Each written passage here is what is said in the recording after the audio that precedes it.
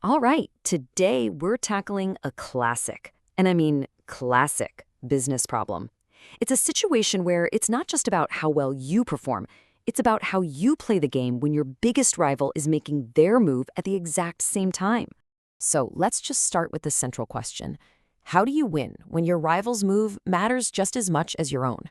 I mean, imagine you're running a company. Your success isn't just about your own fantastic marketing or your brilliant product design. No, it is completely tangled up with the decisions your competitor is making right now. How do you even begin to strategize in that kind of environment? And this is not some academic puzzle. For businesses and industries where there are just a few big players, what we economists call oligopolies, this is the reality, day in and day out.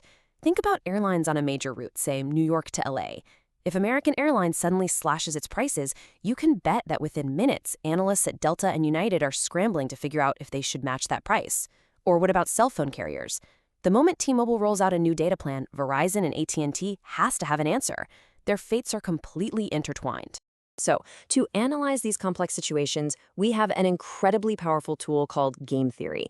And it's exactly what it sounds like, the study of strategic decision-making. Now, there are two words here that are absolutely crucial: rational and interdependent. We start with the assumption that each company is acting logically, trying to maximize its own profit, and, this is key, it knows its rival is doing the exact same thing. Now, of course, that assumption of perfect rationality is a big one. In the real world, people and firms can be emotional, they can make mistakes, but it gives us a powerful baseline to start predicting behavior. This slide really just nails the mental shift you have to make. On the left, you've got the traditional business mindset. It's all internal.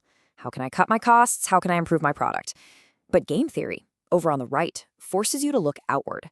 The question becomes, okay, knowing what my competitor is likely to do, what is my best move in response? It's a totally different way of thinking. It's the difference between running a race against the clock and playing a chess match against a grandmaster. So how do we actually model this chess match? We need a game board, right? A way to see every possible move and every possible outcome, all at once. And that's where the payoff matrix comes in. Look, before you can ever hope to make the right choice, you have to understand all of your choices. It's as simple as that. If you just make a decision without thinking through how your competitor might react, you are, for all intents and purposes, flying blind. You need a map of the strategic landscape. So every game, no matter how complex it seems, can be broken down into three core pieces. First, you've got the players. In our case, it's going to be two beach resorts. Let's call them Resort A and Resort B. Second, you have their strategies. These are the moves they can make. We'll keep it simple for now. They can either set a high price or a low price. And third, and this is maybe the most important part, you have the payoffs. This is the profit each resort walks away with for every single combination of choices. For any manager, getting these numbers right is the critical first step. And here it is. This is the entire game all on one screen. This is our payoff matrix. So let's really walk through this. Look at the top left box. If both resorts A and resort B choose a high price, maybe they're signaling a truce, they both do well, each making a tidy $10,000 profit.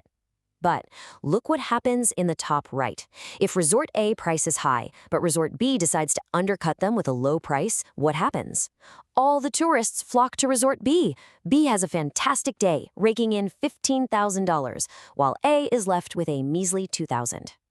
The bottom left, of course, is just the mirror image of that. Each one of these boxes represents a different possible future, a different outcome based on their combined choices.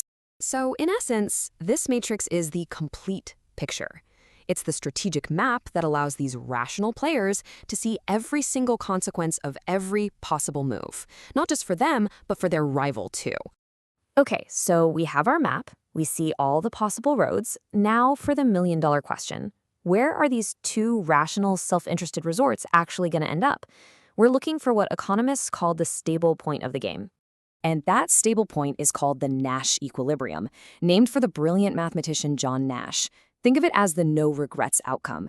It's a situation where, once you're there, you look at what your competitor did, and you realize you made the best possible move you could have made. Neither of you can improve your situation by changing your mind all by yourself. That's why it's stable. The classic example is rush hour traffic.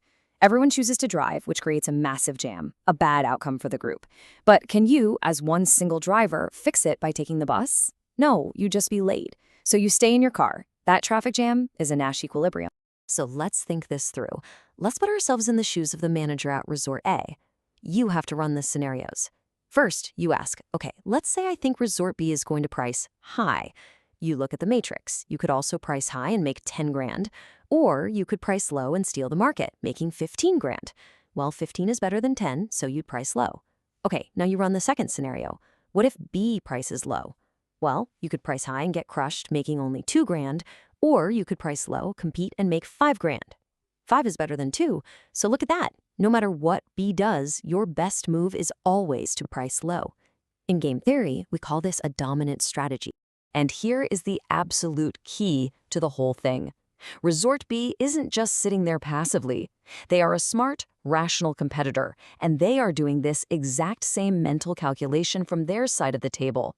The situation is perfectly symmetrical. They look at the payoffs and realize that no matter what Resort A does, their dominant strategy is also to set a low price.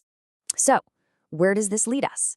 Both firms, acting completely rationally and in their own self-interest, are going to choose their dominant strategy.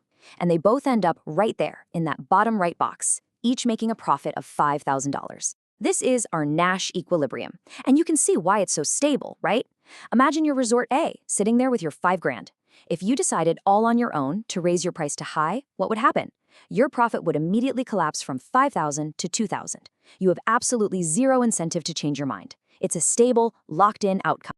And this right here is the paradox at the heart of the competitor's dilemma. The stable, predictable outcome, the Nash Equilibrium, where they both make $5,000, is clearly worse for both of them than the outcome in the top left corner, where they could have cooperated and each made $10,000.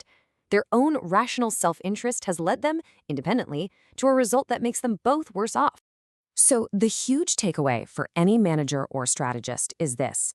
Understanding the Nash Equilibrium doesn't just tell you where you're likely to end up. It reveals the fundamental problem you need to solve. The real question isn't just, how do I win the game as it's played today? The real strategic genius lies in asking, how can I change the game? How can I change the payoffs, build trust, or establish a reputation so that we can escape this trap and find a better outcome? That's where this all leads, from simply playing the game to actively trying to reshape it.